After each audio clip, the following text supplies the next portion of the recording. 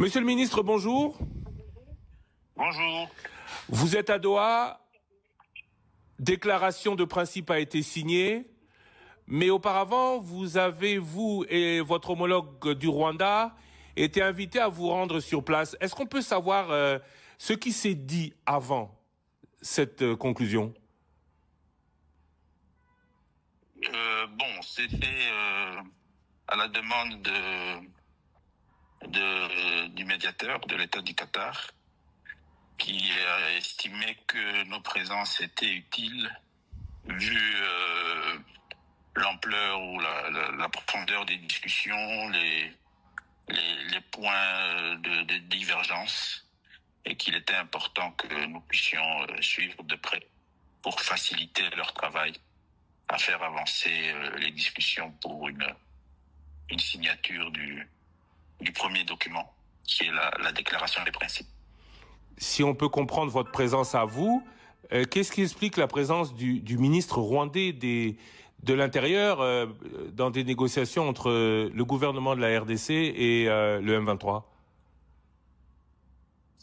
Bon, il faut savoir que nous sommes dans une suite logique de toutes les démarches au niveau sous-régional, régional et international qui ont été et qui sont encore en cours pour le règlement des conflits et pour que la paix soit l'objectif à atteindre, ainsi que la restauration de l'État. Donc il y a eu un accord à Washington entre la République démocratique du Congo et le Rwanda, qui fait que aujourd'hui ce n'est plus un débat, l'implication de la République du Rwanda dans le conflit. Donc ça explique la présence du ministre rwandais ici à Doha. Aujourd'hui, déclaration il y a, conférence de presse en arabe, malheureusement nos auditeurs vont avoir la traduction dans quelques instants en français. Que retenir de cette déclaration côté des engagements du M23 des territoires qu'ils occupent? La ferme volonté dans un délai assez bref, donc dans moins d'un mois, dans 10 jours, les travaux vont prendre pour la finalisation d'un accord de paix. Donc ici, c'est ce ferme engagement à cette volonté d'aller vers la paix à travers cet accord qui sera signé, en retenant les principes fondamentaux qui découlent de la déclaration de principes, qui sont principalement le respect de notre Constitution, de la Charte des Nations Unies, des résolutions du Conseil de sécurité, principalement la 2773, la nécessité de ce dialogue tant voulu et recherché, mais aussi le cessez-le-feu.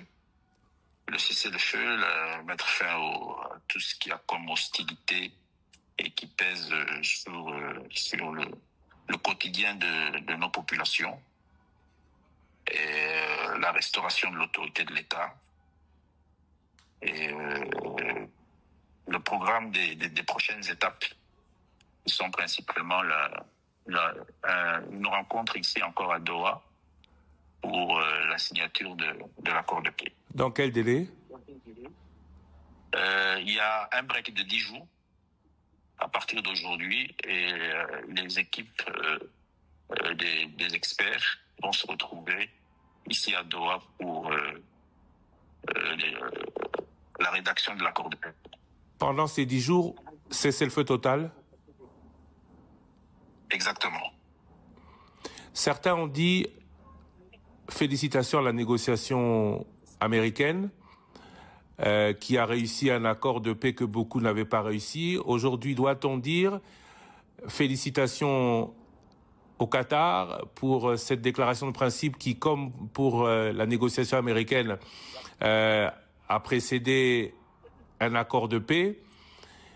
Ça, c'est ma première question. Et tout de suite derrière, qu'est-ce qui fait la différence entre toutes ces négociations précédentes qui nous nous amener dans une impasse et aujourd'hui que tout se délie. Uniquement l'économie, le business? Oui, d'abord, à la première question, effectivement, il faut féliciter et remercier tous les intervenants qui concourent à ce que nous puissions retrouver la paix, l'intégrité de notre territoire, la souveraineté et la restauration de l'autorité de l'État. Donc, merci, encore une fois, un grand merci à l'État du Qatar, à son émir, au leadership de l'État du Qatar qui accompagne la République démocratique du Congo dans ces moments difficiles, mais aussi de même aux États-Unis, au président Donald Trump, qui font aussi, qui s'impliquent énormément dans cette volonté à ce que le peuple congolais puisse retrouver sa quiétude. Et ça, je crois qu'on devra cesser de leur en remercier. Maintenant, la différence, ce n'est pas nécessairement ce volet économique, qui est aussi un volet important parce que il aura un impact sur le quotidien du Congo et des Congolais.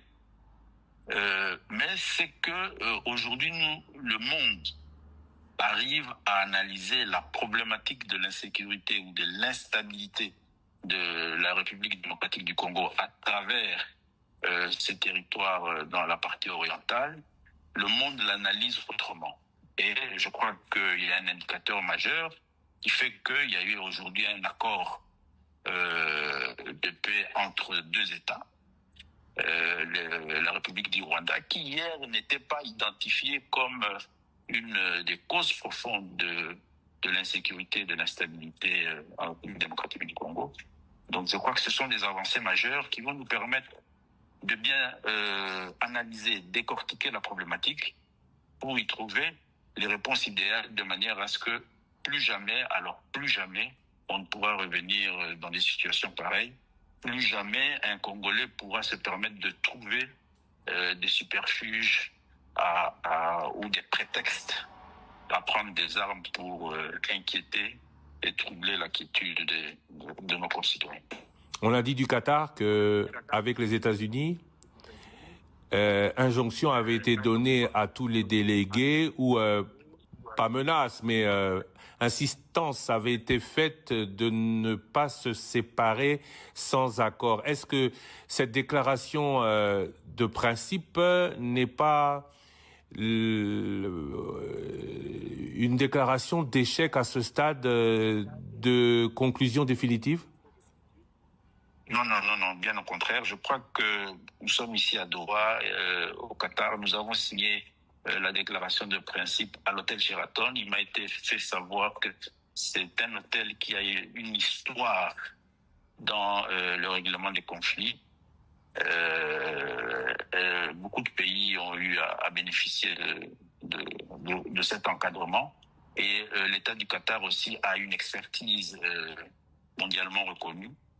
Et je crois que c'est tout cela qui nous a aidés et accompagnés. Moi, j'ai observé, j'ai eu le privilège de pouvoir observer leur façon de travailler, de faire les choses.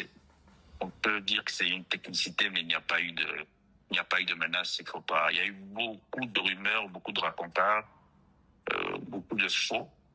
Mais je crois que le plus important ici qu'il faut retenir et qui est vrai et qui est la réalité, c'est que aujourd'hui on a signé volontairement, il y a eu cette signature volontaire d'un accord, d'une déclaration de principe qui va nous conduire à un accord de paix.